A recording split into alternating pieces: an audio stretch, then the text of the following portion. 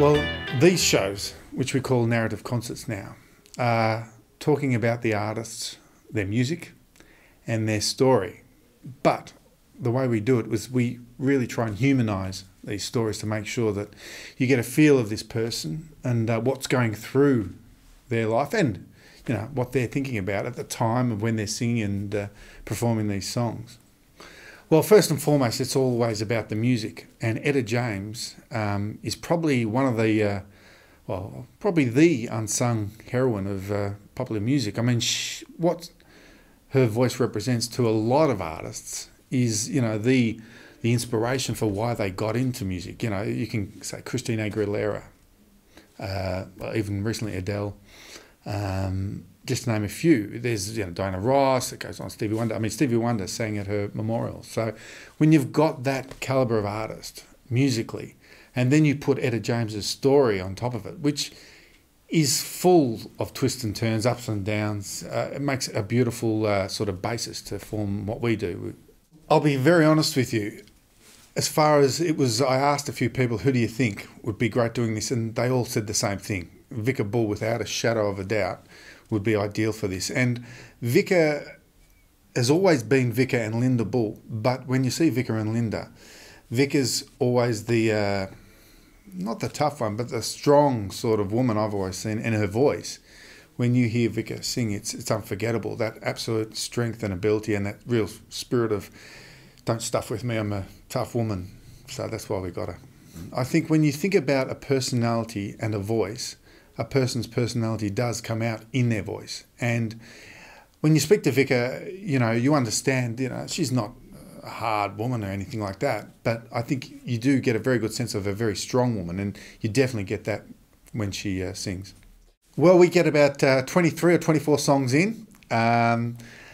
In these, probably with this, it'll be about 22 songs, but they range from the very early material of Etta James right through to some of the later material. This format, which we call a narrative concert, has come from when we first produced The Man in Black, which was Johnny Cash story with Tex Perkins. And it's a format that we'd like to say that we sort of developed. And what we do is we marriage a script and songs together to tell the story of that person's life. We don't, it's not a tribute. Well, I suppose in essence it is, but it's not, the person never pretends to be Etta James. She doesn't, Vika doesn't necessarily have to, because it's the similar thing with Tex Perkins and Johnny Cash. He never pretends to be Johnny Cash, but when Tex Perkins walks out on stage and starts singing, you know, it's just that same dangerous, same sort of deep, same sort of, my God, this guy could kill me, as well as, you know, make love to my sister, maybe. But the idea is, it's that idea of marrying a great story with great music for a great night about a great artist.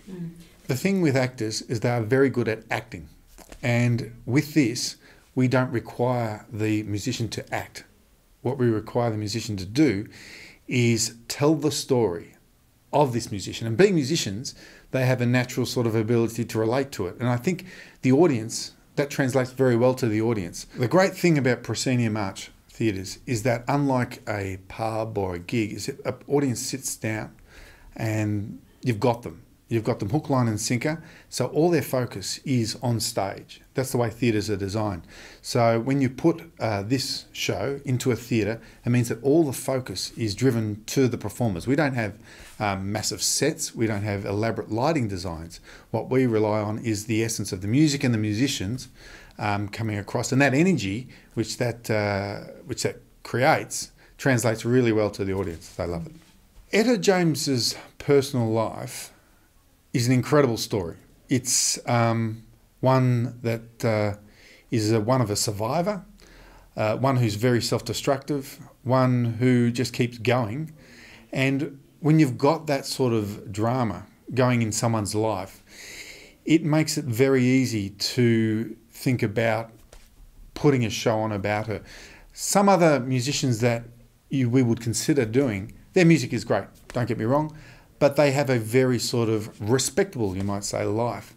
And for us, we need someone's life to have drama, to create that theatrical experience is what we need to create. Towards the end of her life, she was happy. She was complete. She did get recognition, and so calling the show At Last, it sort of represents the journey that she went through, and at last she left the world respected and I think fairly happy with who she was.